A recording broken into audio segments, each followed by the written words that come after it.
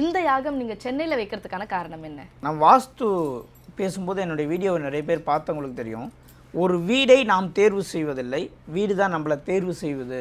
ஒரு இடத்த நம்ம தேர்வு செய்வதில்லை, இடம் தான் நம்மளை தேர்வு செய்வது. ஒரு நண்பர்களை நாம் தேர்வு செய்வதில்லை, நண்பர்கள் தான் நம்ம தேர்வு செய்கிறாங்க நம்ம சொல்லியிருப்போம். அதேமாதிரி தான் இந்த இடம், இந்த ஆலயத்தில் இருக்கக்கூடிய முருகப்பெருமான் அங்கே தான் செய்யணும் அப்படின்றதுக்காக நம்மளை அங்கே அழைச்சிருக்காரு. அதான் உண்மை. நம்ம சூஸ் பண்ணுற அளவுக்குலாம் ஒன்றும் கிடையாதுங்க.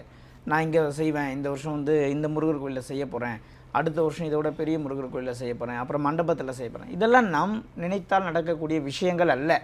அந்த இயற்கை முடிவு பண்ணும் இது எங்கே நடக்கணும், எப்போ நடக்கணும், யார் மூலியமாக இதை நடத்திக்கணும், எல்லாமே அந்த இயற்கை முடிவு பண்ணுற ஒரு விஷயம். இது இயற்கையாகவே அந்த இடத்துல அமைந்தது. சென்னை பெரும்பாக்கத்தில் இருக்கக்கூடிய வெற்றிவேல் முருகன் கோவிலில் இதை வந்து நம்ம வருஷம் வருஷம் பண்ணிகிட்ருக்கோம். கடந்த வருடமும் இதே இடத்துல தான் நடந்தது. கடந்த வருடமும் இதே இடத்துல தான் நடந்தது. பயங்கரமான ஒரு அபரீத சக்தி உள்ள ஒரு முருகன் ஆலயம். இருக்கிறது சின்ன இடம்தான், ஆனால் அந்த இடத்துல பெரிய சக்ஸஸ் உண்டு எல்லாருக்கும். அதனால் அந்த இடத்துல வருஷம் வருஷம் முருகப்பெருமான் இந்த இடத்துல யாகம் நடப்பதால் நிறைய பேருக்கு நன்மைகள் பெறக்கூடும் என்பது முருகனுக்கு தெரியும். அதனால் அங்கே நடத்துகிறார், அவர் நடத்துகிறார். அதான் உண்மை.